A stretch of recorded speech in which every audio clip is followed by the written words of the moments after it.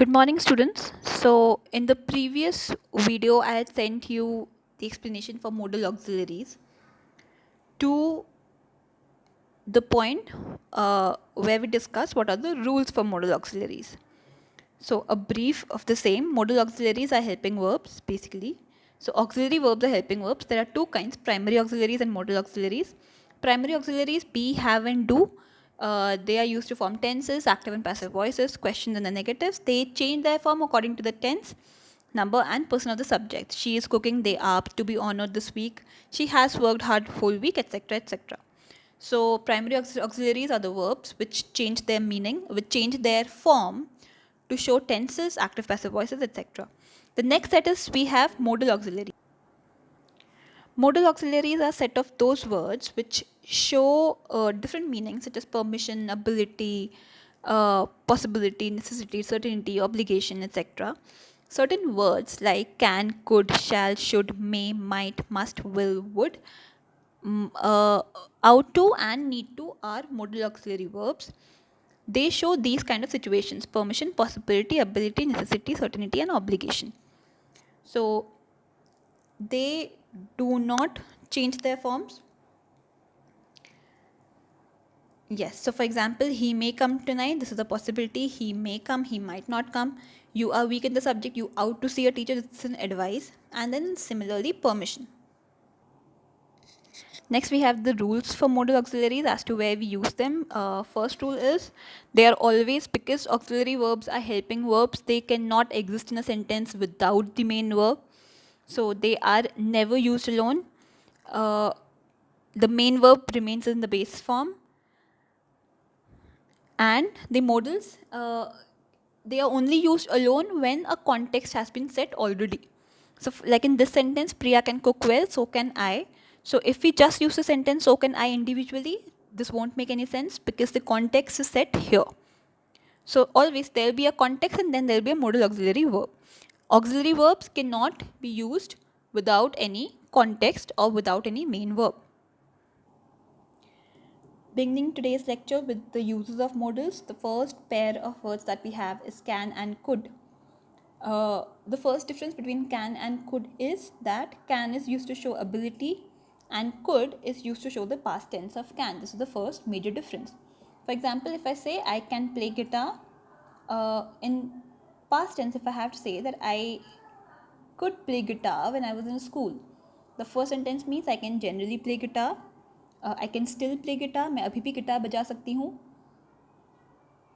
The second sentence means that I could play guitar when I was in school. मतलब जब मैं school में थी मैं तब गिटार चला सकती थी. अभी because I'm out of practice I cannot play guitar. That way, so could is used here as a past tense of can. The next difference is the possibility. So when there is a general possibility means something which has already happened, something which keeps happening. Still not always true, but something which keeps happening. So you can catch a cold if you go out in the rain, means people have caught cold when they have got out when they have gotten out in the rain. मतलब generally होता है कि लोग जब बारिश में बाहर जाते हैं तो उनको ठंड लग जाती है, तो मेरे साथ भी ऐसा पॉसिबल है. सो general possibility. If we are using a specific possibility specific to a situation or a person, we use could. For example, the train could be late. ये एक बहुत ही कॉमन अकरेंस नहीं है कि ट्रेन लेट होती है. मतलब इट्स नॉट जनरली दैट, मतलब ये रोज़ रोज़ ट्रेन लेट नहीं होती है, कभी कभार लेट होती है. It's not a general possibility, it's very subjective to the situation. The train could be late. Present. Now present में we said could be late. Future में we can say if you don't study you could fail. So as you can see, present, future and past, the base form of the verb does not change. The main verb, the base form of the main verb does not change, but still we figure out that the sentence is in present, future or the past. For example, if you don't study you could fail means कि अगर तुम पढ़ाई नहीं करोगे तो तुम fail हो सकते हो.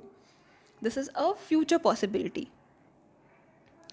General possibility नहीं है because generally people don't fail, But in your situation, if you don't fail, you could, if you don't study, you could fail. Sorry, yes. And then past, Robert could have gotten the job had he gone to the interview. अगर वो interview में गए होते तो उनको job मिल जाती. ठीक है. So that way you can see that we can use could in both, in all three present, future and past situations. Always remember, general possibility is something which has happened with other people and can happen more often. Next is polite expressions. So majorly could is used for formal situations जहाँ पे हम words use करते हैं like please or I request, or informal environment where you see words like a student, teacher, principal, colleagues, your manager, your boss. So these are very formal environments. जैसे जब आप office में work करोगे तो वो भी एक फॉर्मल एनवायरनमेंट होगा where we use the words like could or please very formally. Now under polite expressions there are 4 situations. First is making suggestions. We always use could for making suggestions. We could try that new restaurant, you could ask your sister. So even if you're talking to your friend, आप बोल सकते हो कि अरे चलो हमें वो नया रेस्टोरेंट ट्राई करना चाहिए. So you will say we could try that new restaurant. Or you could ask your sister, you could ask your mother, that way. But second one is making a request. Now, if you're making a request to your brother or your family members, you will say, can you pass me the salt? But if the request is done in a formal environment, like in a school or in an office, you will say, could you pass me the salt, please? As it's written here, could is more polite. Therefore, formal situations always use could. Can be used for informal situations. Next is making offers. Can and could. Again, making offers. Can I get you something to eat? If you're talking to your family members, informal environment, could I get you something to eat, please? Or could I please get you something to eat? Is with a formal environment. Asking for permissions, could is again used for formally. Can I borrow your pen? With a friend. Could I borrow your pen? With a colleague. Please, again. So, summarizing. Okay. So between can and could, some things which we need to remember, important points. First is could can be used as a past tense of can. So whenever you see the situation as a past tense of something, you will always use could. Second, for a possibility and general possibility, could is used for a normal specific possibility, but a general possibility which happens generally, we use can. Next is polite expressions. So 4 situations under polite expressions. First is making a suggestion, where we always use could.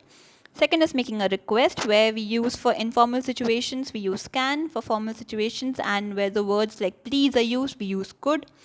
Same thing for making offers and asking for permissions. For informal situations, we use can. For formal situations where words like please are used, we use could. This was it for can and could. Go through this portion from the book. Go through this portion from the book, and they are all similar points, just in different sentences and formations. So go through them, and then tomorrow we'll be discussing may and might. Thank you so much, students. I'll see you tomorrow. Thank you.